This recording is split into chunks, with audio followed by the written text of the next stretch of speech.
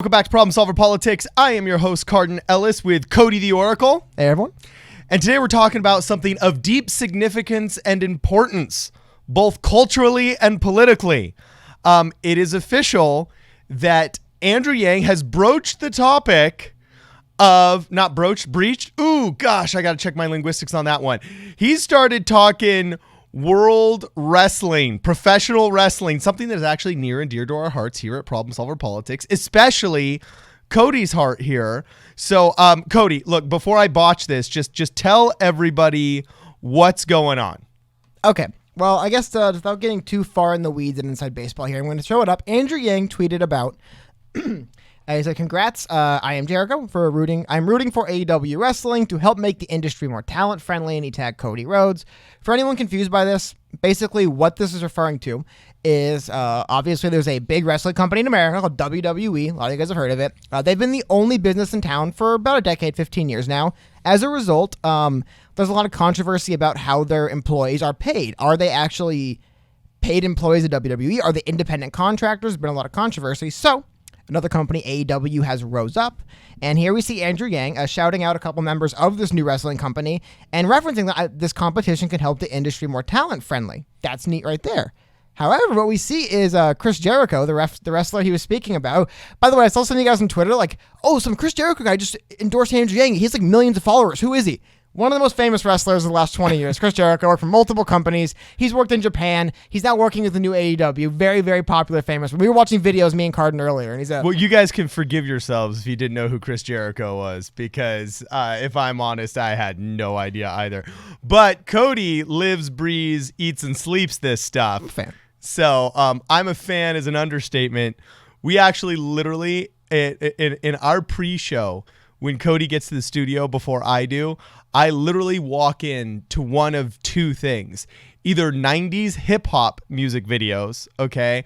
Or, as we posted on Twitter today, literally he's watching like 1996 to 1999 reruns of World Wrestling. Well, hold on. You did put it up. Yeah, okay. Yeah, I got to stop you. Stop you there. Technically, it's just professional wrestling. There's the Worldwide Wrestling Entertainment. And then I primarily watch what would be known as World Championship Wrestling, I believe, which was a company that was bought. Actually brings to the point I'm trying to bring up. So one of the reasons why Andrew Yang did tweet about this is because, like I said, there's been no competition for WWE, and that's why he makes a point to mention that he's rooting for a more talent-friendly industry. One thing I want to get into really quick, though. The reason why we bring this up, a lot of you guys would be like, oh, so some wrestler endorsed Yang. This is what we noticed that I think kind of interests me. Now, this headline reads, U.S. presidential candidate Andrew Yang congratulates Chris Jericho and AEW. You could probably guess by the way they just mentioned Chris Jericho offhand without mentioning who he is, you can tell, but this article is from Wrestling Inc. Let me see if I can pull it down for you guys so you can see. So what I wanted to highlight is because of Andrew Yang's kind of, I don't know what, cross, not genre, but he kind of gets that more, we've talked about kind of pop culture, like the memes, all he gets that very well. We're seeing Wrestling Inc. writing articles about Andrew Yang because he's reached across the aisle in ways that other candidates haven't yet. Well, also, I shouldn't have buried this lead, and we should have said this actually right at the beginning. But I got to give you credit, Cody, because for months now, you have been saying, Cardin, you have to study world wrestling if you want to understand how to succeed in politics.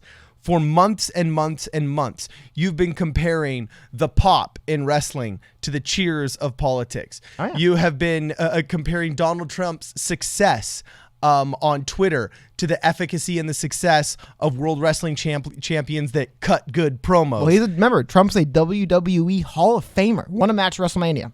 So if there is a performance artist who knows how to win the election, AKA make the crowd cheer, whether as the heel, meaning the bad guy, or the hero, meaning the good guy. Face, but close. Or the face, meaning the good guy, then actually I think there are some amazing parallels here, and getting to understand how to get that mob mentality in your favor, I think is actually a very deeply significant thing in politics. Well, hey, don't take my word for it. Check this out. It's the interview we saw the other day.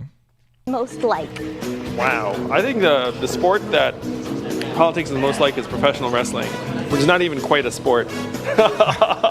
What is There we go. Like I said, I remember watching the interview and I think if you guys are watching the stream with us, I went crazy when he said that because it sounds goofy. But like I said, we have Wrestling Insider or Wrestling Inc. writing articles about presidential candidate Andrew Yang because he realized, and like I said, here's Chris Jericho. Thanks, man. Best of luck, future Mr. President. Which, by the way, Chris Jericho's a nice guy. He's not going to cut a heel promo on a presidential candidate. But still, the idea being that Andrew Yang I think he gets it in the sense that, because let me tell you something, man. We might, nowadays, it's not the 90s. Wrestling isn't as big as it used to be. Millions of people still watch this stuff. It's still all over the world. This is a largely politically unmotivated. Well, to be frank, you and I could be the PSP duo. Well, not to get in the weeds, but AEW and like Andrew Yang's talking about here, they're trying to bring back competition.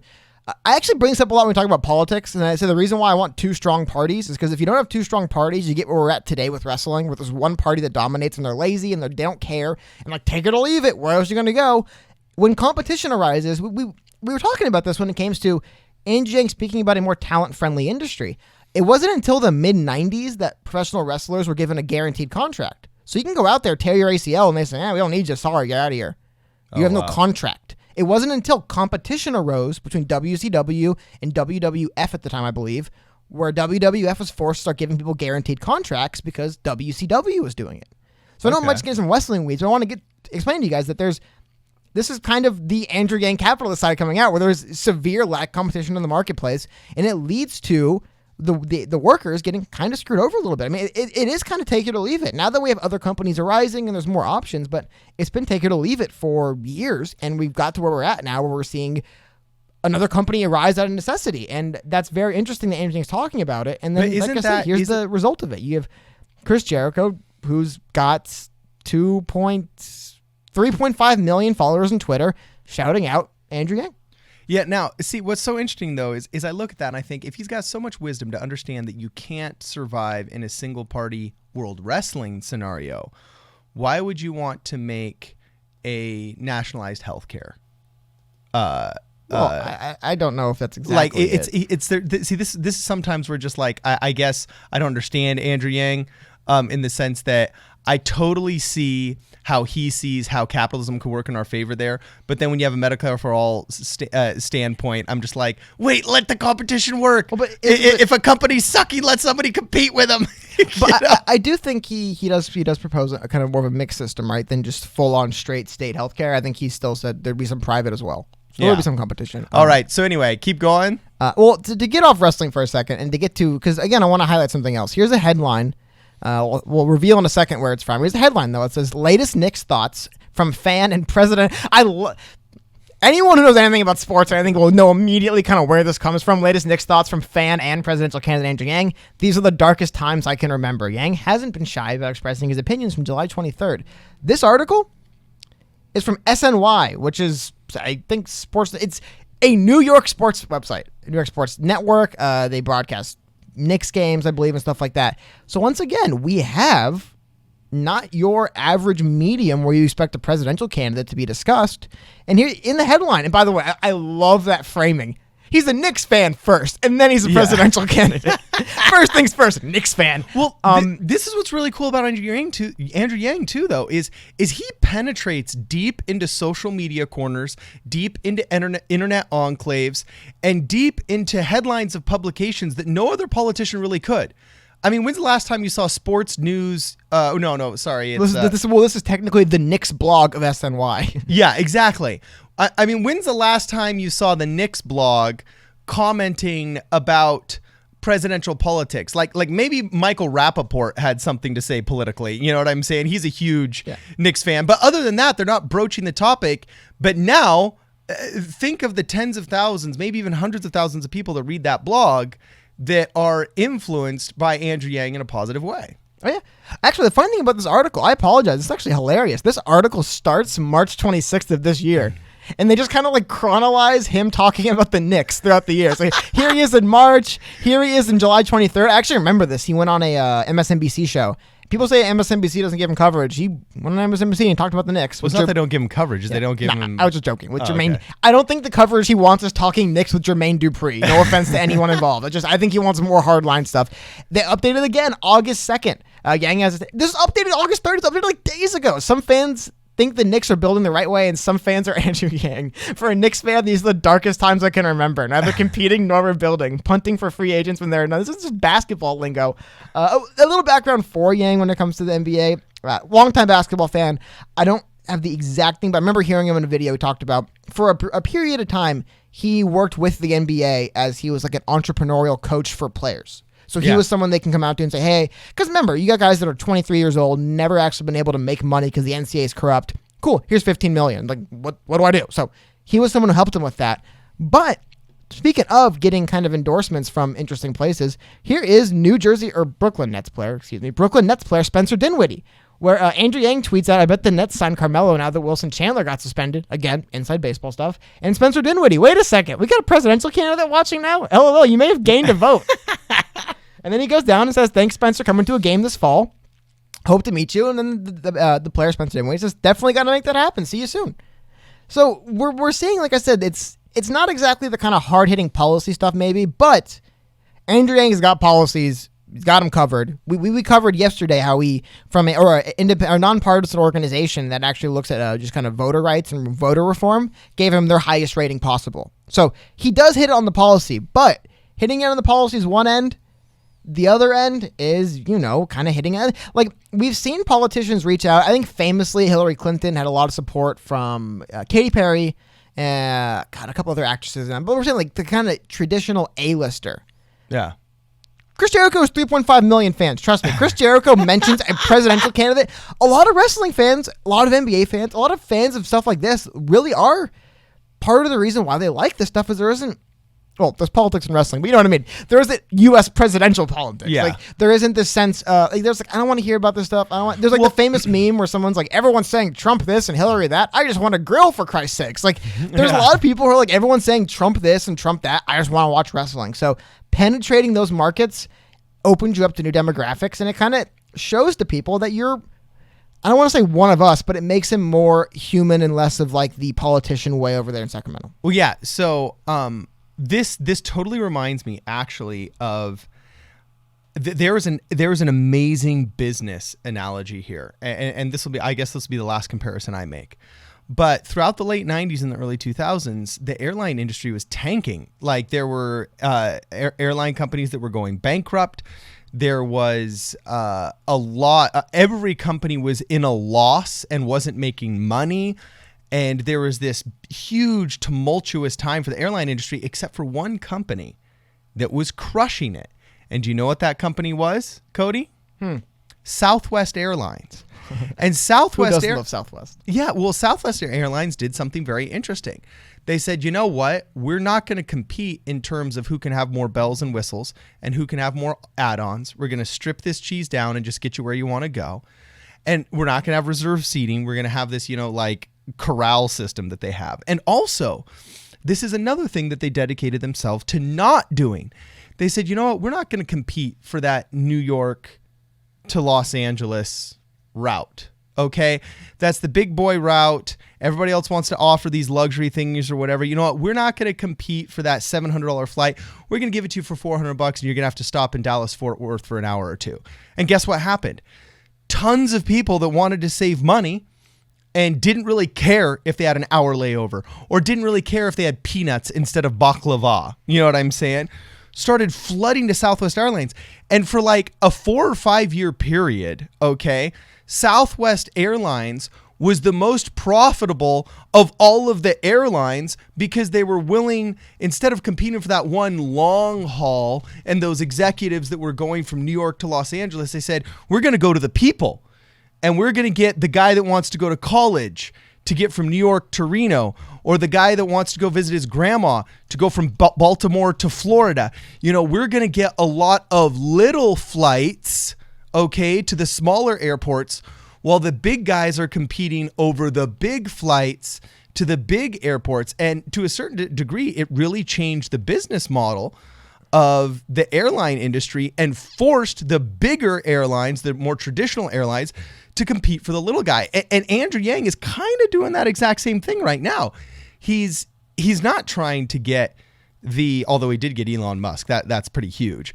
But he's not going after the big pop stars and the traditionally politically active Hollywood elites and everything like that. He is just getting every internet enclave sensation that he can. And I think he might just pull a Southwest Airlines nomination, because if he can get a lot of the little flights instead of the big flights, then he might just be the only profitable candidate to come out of the 2020 cycle. No, yeah, like I said, and also it's that kind of, there's a lot of, when you reach out to those kind of traditional A-listers, they do kind of feel like the elites on the ivory tower. Athletes, wrestlers, that kind of stuff, it feels more like regular people things. I think it's gonna play with people. And really quickly, they're the gladiator class. I wanted to highlight something really quick. This is something I always think is hilarious. A lot of people, there's a lot of people. Here's a video, just while we're here. It's a little bit off topic, but I think it's funny. Here's a video of Jon Stewart, political commentator Jon Stewart. He actually very recently, Jon Stewart led a really kind of, for years, passionate campaign to ensure that first responders from 9/11 actually receive the benefits they're entitled health-wise, right? Yeah. Well, here we see heel Jon Stewart turning on John Cena in SummerSlam 2015 with the chair. It's Jon Stewart with the chair right there. And giving it to another wrestler here to defeat John Cena, that's Seth Rollins. My point being for this is that a lot of times, because it's the industry most people don't care about and not only watch except for a devout fan base, we forget that there is so many crossovers. Like I said, our president is a WWE Hall of Famer. Like this is something for years people have been fans of and they go to. And a lot of, like I said, I remember seeing people in the Discords and stuff say, someone with 3 million fans endorse Yang. He's some Chris Jericho guy. Who is he? And I'm like, yeah, Chris Jericho, he's a famous wrestler. I do think this stuff plays more with the average person. Like, dude, with me, I'm not gonna lie. When I saw this, oh my god! Like, I'm not saying like those little people down there. I'm saying like people like me. I'm like, oh, that's awesome, dude. Chris Jericho, and then we see Spencer Dinwiddie in the Knicks and in the Nets, and we see, like I said, I love SNY. That's one of my favorite headlines I've ever seen. People think the media isn't fair to Andrew Yang. How about when he's a Knicks fan first, and then he's a presidential candidate later? Knicks fan Andrew Yang, and then whatever, he's running president. That stuff, I think the big takeaway for me is we are now seeing Andrew Yang's name in headlines on the Knicks blog and SNY. We're seeing him on, I believe it was Wrestling Inc. I mean, we're seeing Andrew Yang, presidential candidate Andrew Yang's name, in headlines for websites and companies and businesses you probably would not expect to see him in. And it's because I think part of it is he is one. Here we go. Here's a headline from the WrestleZone. I mean, seriously, when was the last time the WrestleZone wrote an article about a presidential candidate? And it says, sorry, I was wanting to frame it up correctly so you guys can see it. Here we go. The WrestleZone. Presidential candidate Andrew Yang is all about the All Elite Wrestling. See Tennille Dashwood's Impact debut. I think it was 2 independent stories in one article. But still, we have the WrestleZone writing an article about presidential candidate Andrew Yang. And that's just the big takeaway I had from this. I think maybe he is just a regular person like all of us, and that is actually what people like him. And I just, like I said, from the Knicks blog to WrestleZone to Wrestle Inc. to Chris Jericho on Twitter to Spencer Dinwiddie on Twitter, we are seeing the kind of mediums that a lot of people traditionally will move towards to avoid politics, warming up to the idea of maybe this Andrew Yang guy. I think that's really cool. Yeah. So anyway, please let us know what you guys think about this. Tell us how much some of these, I don't want to say minor, but unorthodox endorsements actually affect you, or how you think they will affect the electorate and whether or not it will move the needle. Andrew Yang said that he believed he moved the needle at the DNC breakfast that he had a couple of weeks ago. I'm curious to see how, I shouldn't say breakfast, whatever that DNC gathering was. I'm totally blanking right now. But anyway, I'm curious to see how you guys think this will move the needle. If you guys want to subscribe, please make sure you smash that subscribe button. If you haven't liked this video yet, please make sure you like it. And if you want to contribute to the channel, there is a PayPal link in the description. We will see you guys in the next video. This is Problem Solver Politics.